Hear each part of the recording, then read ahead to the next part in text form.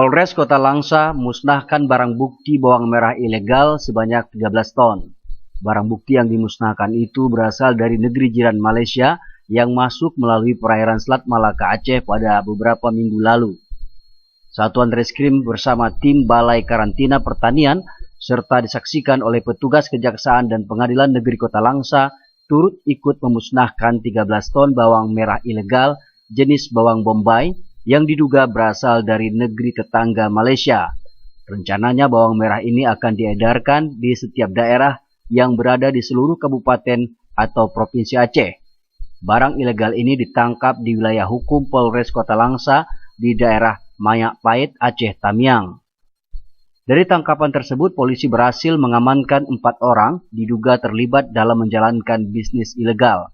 Kapolresta Langsa AKBP Sunaria SIK menyatakan bahwa bawang yang dimusnahkan ini merupakan hasil tangkapan pada beberapa minggu lalu di wilayah hukum Polres Kota Langsa.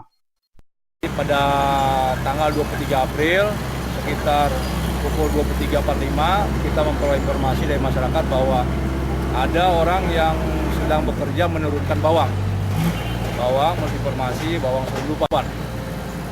Oleh karena itu Kasat Reskrim langsung bergerak bersama anggotanya dan melakukan penangkapan. Berdasarkan Balai Karantina Pertanian Aceh menerangkan bahwa bawang merah ini sengaja dimusnahkan karena tidak terjamin kesehatannya.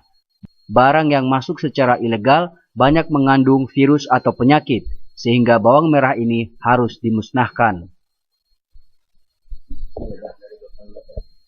Dari Kota Langsa, Said Maulana melaporkan.